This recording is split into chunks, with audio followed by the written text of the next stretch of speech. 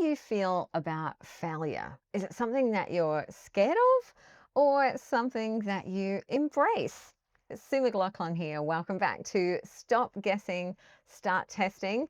And you might find this hard to believe, but I am hoping that I fail really badly in 2026. I hope it is some kind of spectacular, disastrous failure. Everyone else is out there going, yeah, successful 2026. I want to win big and do everything perfectly. But the more I fail, the more I learn. And I really hope that you are going to be there to watch it. Because while success is awesome, I mean, I love success, I will admit. I love failure as well because failure is feedback. Failure teaches you, honestly, so much more than success because sometimes success is just pure blind luck. And if you launch something and it works really, really well, but you don't know why it works well, you might give yourself the high fives and you'll be feeling really, really good. But if you don't know why it worked, then you're not going to be able to do it again. So you might go to launch something else and it doesn't work. And then you feel like you are the problem, like you've done something wrong. When really it's just that you might not know enough about what caused you to have the blinding success in the first place. So next year, I am aiming for failure. I am aiming to test every single thing that I'm doing in my business. Well, maybe not every single thing, but a heap of strategic key experiments. And the plans that I'm making for 2026 are revolved around experimentation, trying things, seeing what worked, seeing what didn't work, looking at the numbers, looking at the metrics, and then using that information to improve, tweak, change, and pivot so that I can see what is worth spending my time on. Like I have a heap of ideas, and if you want to follow everything that you see on social media, every email that you get, like it feels like there's a new idea of new strategy, new ways to do things, new type of product coming in all the time. Like there is absolutely no shortage of ideas and ways to do things. And that is the challenge because you can get so caught up in trying to pick the right thing to do, the right type of product, the right pricing, the right messaging, the right launch strategy, all of it. There's so many things where you're trying to pick, maybe do what someone else has done, but you never know if it's going to work until you actually do it, till you get some momentum and you put things into place. And what if you do it and it is a disaster? It doesn't work. No one signs up. You get no sales, or sales are really, really slow. That can actually teach you so much more than a huge success because then you will want to dive in. You'll want to do a bit of a post-mortem. And sometimes you might, go into that place where you'll have all the emotional reactions. I totally understand that. My very first launch in 2019 of a membership product was what, you could call a disaster. It was a membership launch and I was so pumped. I spent thousands of dollars on ads. I'd spent months building this membership platform. I was convinced that this was the thing. And I launched it at Black Friday and I had 3 signups and I spent days crying in bed after that. But that is because I didn't gather enough data first. I thought I had, but I hadn't really looked into what happens when you are trying to advertise on Black Friday to a brand new audience with a brand new offer. You are going to have really expensive ad costs and be drowned out. There's so many lessons, and I figured that out afterwards. At the time, I was pretty emotional, and when I did do some research into why people didn't buy, it was obvious people didn't understand quite what they were getting. I hadn't quite nailed the messaging. And so what I was able to do was tweak and change things. And if you don't go through that process, if you don't get something in motion and take some of your emotion and your kind of personal attachment out of things and look at it a little bit more logically, then you could miss the lessons. You could walk away from something.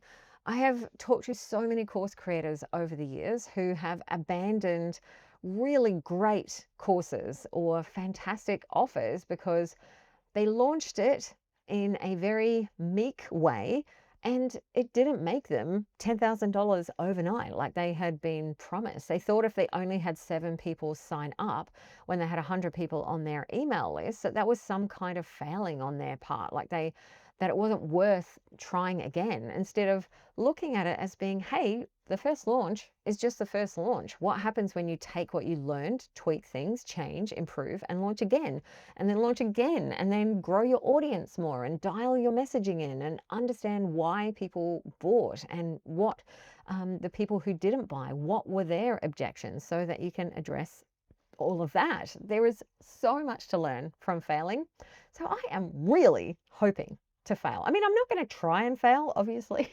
I don't think that's ever anyone's goal, but I'm just hoping that that is one of the outcomes of the 2026 experiment.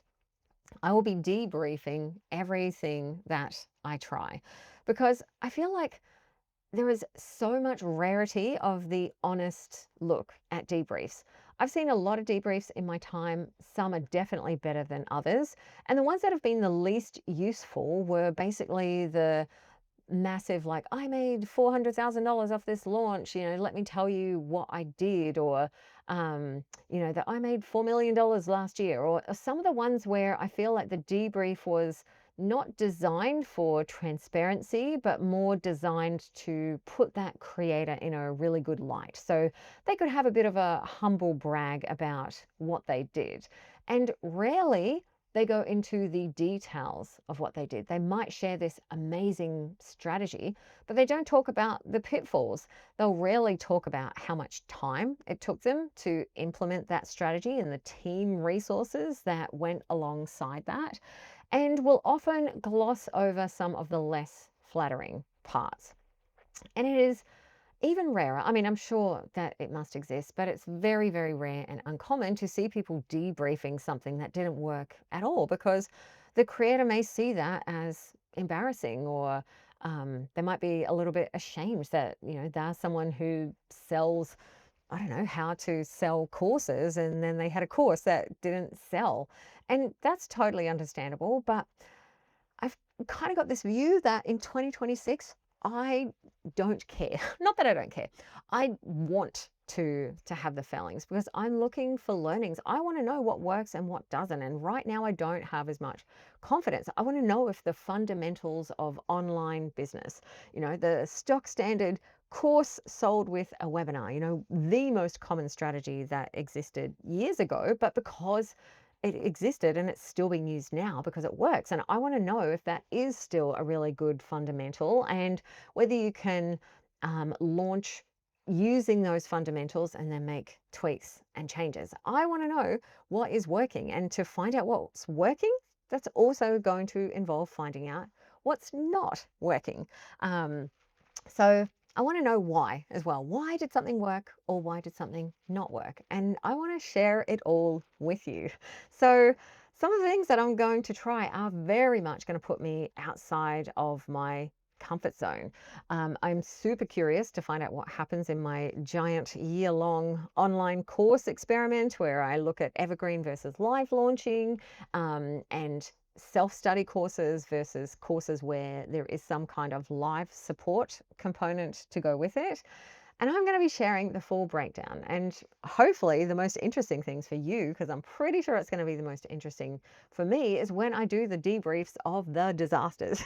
As that insight is worth so much more than a blueprint of someone else's success, where you don't know all of the factors that went making that a success for them. You don't know, or maybe even have access to half of the resources that person had. So following this may give you some really cool insights for your own business, and hopefully it's going to inspire you to be more experimental as well, to be less attached to the outcome and more interested in testing things, which can just really change your mindset and give you a beautiful, positive approach for the year. Because if you can't fail and you can only learn, then it's going to make you so much more open to trying things. And hopefully when you try things out and you learn what does work, and that is going to be different for everyone, because what works is such a subjective concept. So when you work out what works for you, then that's going to allow you to spend more time on the what works for you and maybe ditch some of the things that have been stealing all your energy and attention and have more time for the things that are going to help you have a more successful business in 2026. The 2026 experiment, where all of this is happening, is open now. It is available and it's going to be open all throughout 2026. But if you are very lucky and you are listening to this in December before the 1st of January, you'll still be able to get in on early access with a very special discount. And if not, you can come and jump in anytime. Everyone who joins will get access to all of the debriefs, and there'll be a private podcast of those debriefs as well. So even if you just got the debriefs, it's going to be incredible value.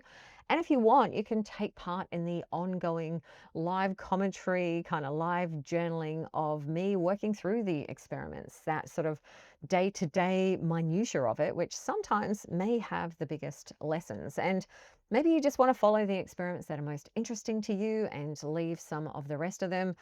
It's the beautiful thing about this. You can take as much as you want, and there will never be anything to fall behind on, because the debriefs are going to be there for when you want them, when you need them, and any other participation is just up to you. Like whatever is going to work best for the season that you're in. Maybe you'll pay more attention to an experiment that you want to try yourself, and maybe you'll get some inspo and you'll use the same experiment that I'm doing in your business and see how that works for you.